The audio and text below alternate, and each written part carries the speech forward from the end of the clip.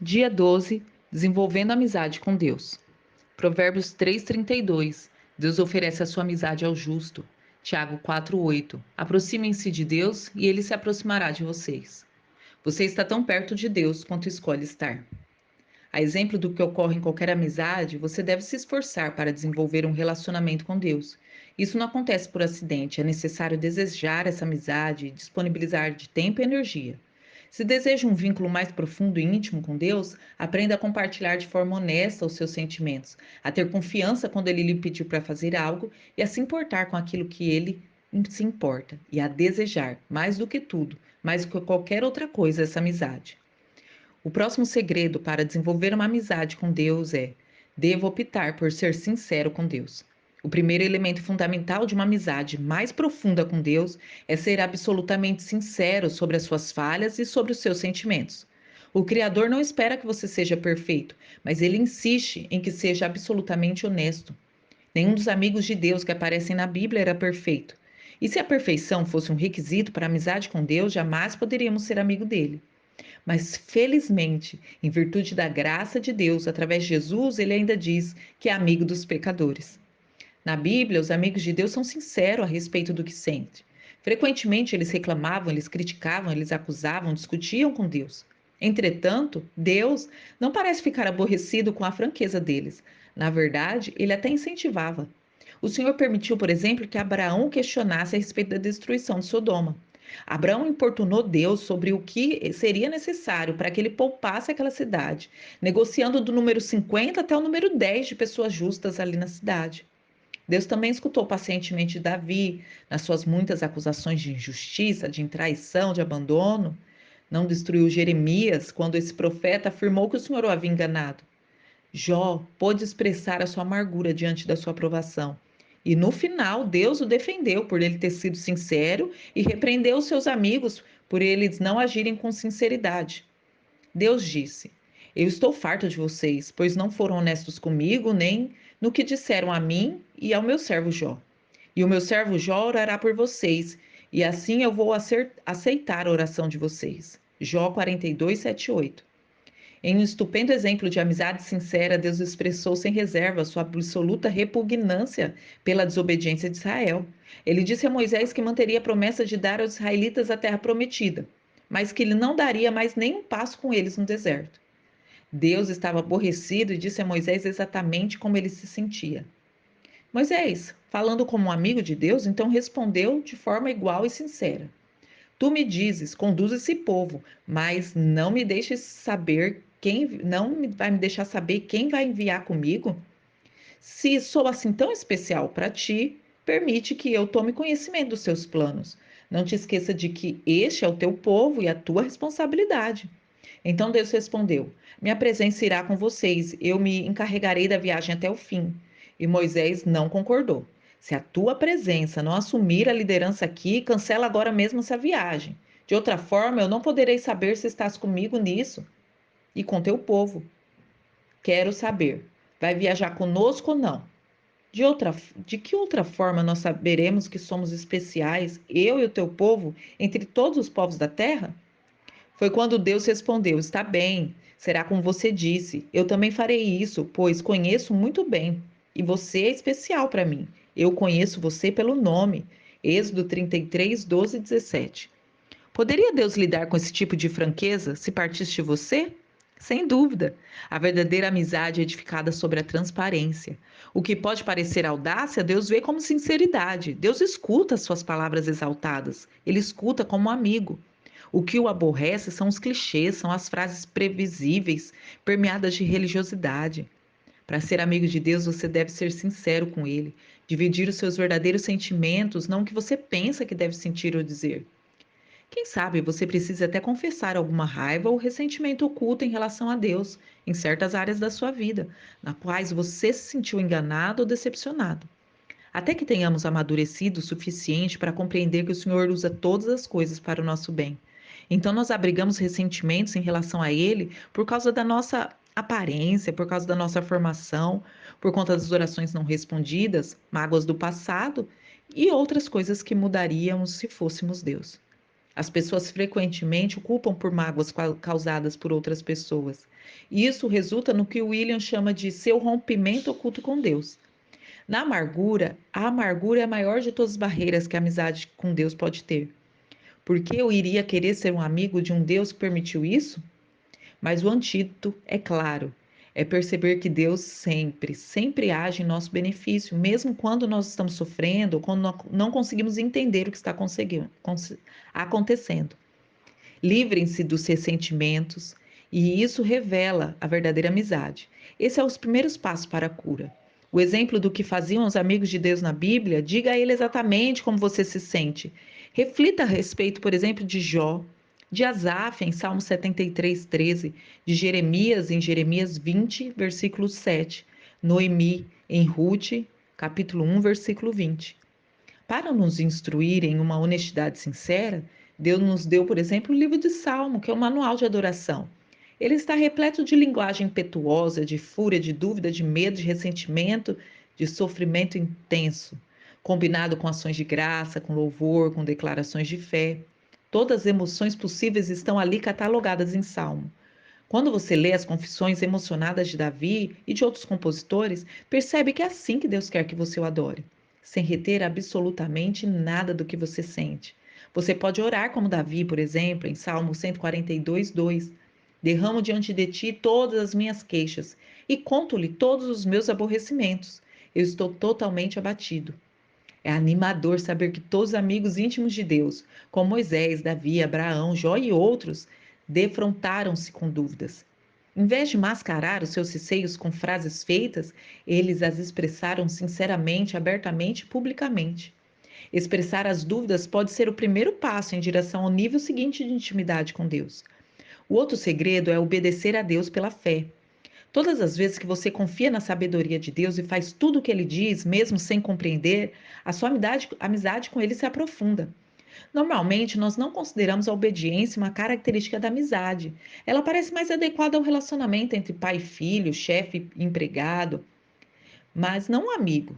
Jesus, entretanto, deixou claro que a obediência é uma condição para se obter intimidade com Deus. Ele disse em João 15:14: Vocês serão meus amigos se fizerem o que eu mando. No capítulo anterior, eu assinalei que as palavras usadas por Jesus quando chama de amigos pode se referir a amigos do rei. Então pense numa corte real. Embora eles sejam íntimos e usufruam de privilégios especiais, eles também estão sujeitos ao rei e têm que obedecer às suas ordens. Nós somos amigos de Deus, mas não somos iguais a ele. Ele é o nosso amado líder e nós o seguimos.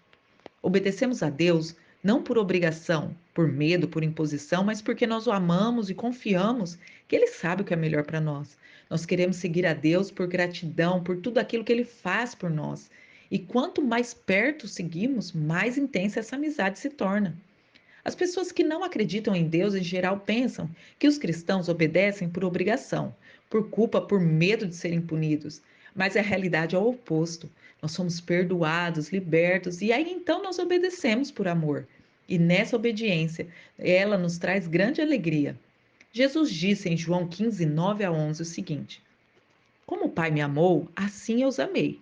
Permaneçam no meu amor. Se vocês obedecerem aos meus mandamentos, permanecerão no meu amor. Assim como eu tenho obedecido aos mandamentos de meu Pai, e em seu amor eu permaneço. Eu tenho dito essas palavras para que a minha alegria esteja em vocês e a alegria de vocês seja completa.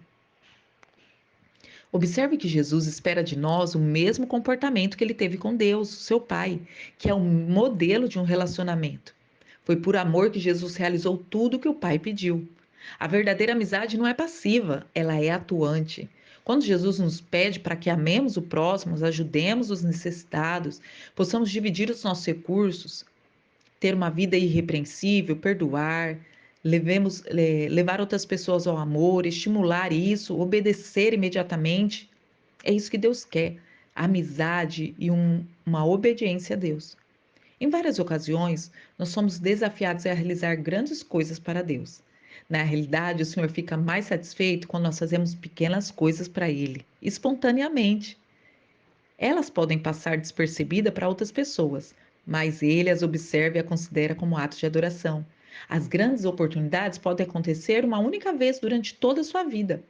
Mas as pequenas oportunidades nos cercam todos os dias, mesmo que por um simples ato, como dizer a verdade, ser gentil, animar alguém, servir alguém, ter um sorriso. E isso faz com que Deus se alegre conosco. Deus guarda simples atos de obediência como se fosse um tesouro muito precioso, mais precioso que muitas orações, louvores e ofertas. Em 1 Samuel 15:22 diz: O que agrada mais o Senhor? Holocaustos e sacrifícios, obediência à sua voz. É melhor obedecer do que sacrificar. Jesus iniciou seu ministério público com 30 anos, ao ser batizado lá no Rio Jordão, por João. Naquele momento, Deus falou do céu: Este é meu filho amado e eu estou plenamente satisfeito nele. Mateus 3,17. O que Jesus fez durante aquelas 3 primeiras décadas, que agradou tanto a Deus? A Bíblia silencia a respeito desse período na vida de Jesus, exceto uma única frase que encontramos em Lucas 2,51. Então foi com ele para Nazaré e era-lhes obediente. 30 anos agradando a Deus foram resumidos nessas palavras: era-lhe obediente. O outro segredo é: devo optar por valorizar o que Deus valoriza. É isso que os amigos fazem. Eles se importam com o que a outra pessoa se importa. Assim, quanto mais você se torna amigo de Deus, mais vai se importar com o que é importante para ele. Mais sofrerá com o que ele sofre e mais se alegrará com o que ele se alegra. Paulo é o maior exemplo disso. As prioridades de Deus eram as suas prioridades e os desejos dele eram os seus desejos também. Em 2 Coríntios 11:2 ele diz: O que me deixa tão abatido é que me preocupo demais com vocês e é a paixão de Deus queimando dentro de mim. Davi também sentia-se da mesma forma. Em Salmo 69:9 ele diz: Pois o zelo da tua casa me consome e os insultos daqueles que te insultam caem sobre mim. E o que importa mais para Deus? A redenção de seu povo. Ele quer que todos os seus filhos perdidos sejam encontrados. Esse é o único motivo pelo qual Jesus veio ao mundo. A causa mais preciosa do coração de Deus é a morte de seu filho. E a segunda coisa mais preciosa é quando seus filhos comunicam-se boas novas a outras pessoas, para ser amigos de Deus. Você deve se interessar por todas as pessoas ao seu redor, pois Deus se importa com elas. Os amigos de Deus falam dele aos seus outros amigos. Um outro segredo é: Deus deseja ser amigo.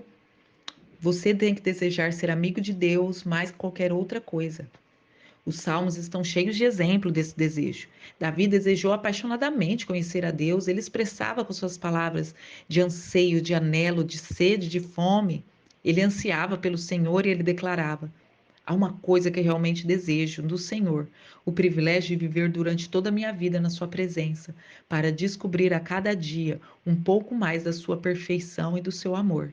Salmo 27:4. O outro salmo ele diz: O teu amor para mim vale mais do que a vida.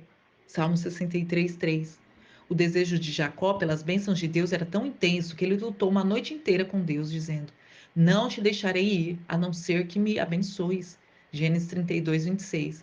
A parte mais maravilhosa dessa história é que Deus, que é o Todo-Poderoso, permitiu que Jacó vencesse. O Criador não fica ofendido quando nós lutamos com ele, porque lutar exige contato pessoal e nos traz para perto dele. Lutar também é uma atitude apaixonada, e Deus gosta quando nós demonstramos isso a ele.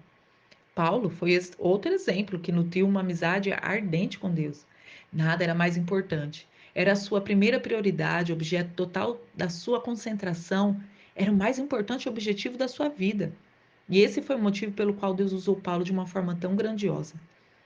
A versão da Bíblia amplificada exprime uma, um versículo da seguinte forma na paixão de Paulo por Deus: Meu firme propósito é que eu possa conhecê-lo e que possa conhecê-lo cada vez mais, mais profundamente e intimamente, percebendo e reconhecendo e compreendendo as maravilhas da sua pessoa com mais clareza e intensidade.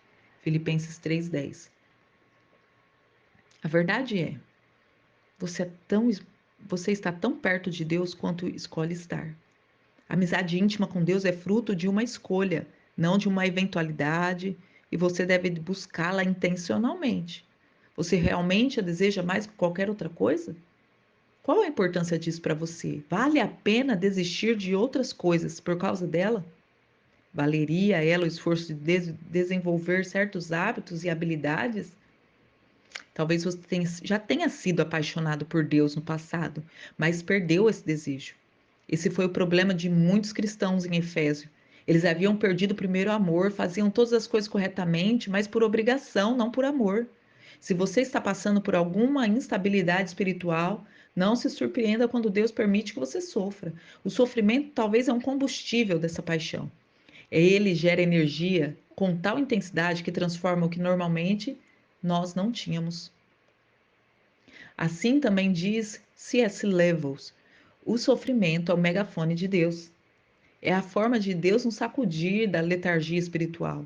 Os nossos problemas não são uma punição, mas são os apelos de Deus, um Deus amoroso para nos despertar. O Senhor não está te irritando. Ele não está irritado com você. E ele está, sim, irritado com essa situação. E ele quer trazer de volta a comunhão. Há, porém, um meio mais fácil de reacender a paixão por Deus. Comece a pedir que Ele te dê essa paixão e continue pedindo até que ela venha. Repita essa oração ao longo do dia. Querido Jesus, mais que qualquer outra coisa, eu quero te conhecer intimamente. Deus disse aos cativos na Babilônia: quando vocês me buscarem, me encontrarão. Sim, quando me buscarem de todo o coração, em primeiro lugar. Eu dou a vocês a certeza de que não vão se decepcionar. Jeremias 29:13. O seu relacionamento mais importante é com Deus. Não há nada, absolutamente nada mais importante que fazer essa amizade com Ele. Esse é um relacionamento que vai durar para sempre. Paulo disse a Timóteo: algumas dessas pessoas perderam as coisas mais importantes da vida. Elas não conhecem a Deus. 1 Timóteo 6:21. Você percebeu que a coisa mais importante da vida é ter uma amizade com Deus? Pois você pode fazer algo a respeito disso agora mesmo? Lembre-se, a escolha é sua. Você está tão perto de Deus quanto escolhe estar. Tema para reflexão: estou tão perto de Deus quanto escolho estar. Versículo para memorizar: aproximo-se de Deus e Ele se aproximará de vocês. Tiago 4:8. Pergunta para meditar: que escolhas práticas eu farei hoje para me aproximar mais de Deus? Que Deus te abençoe.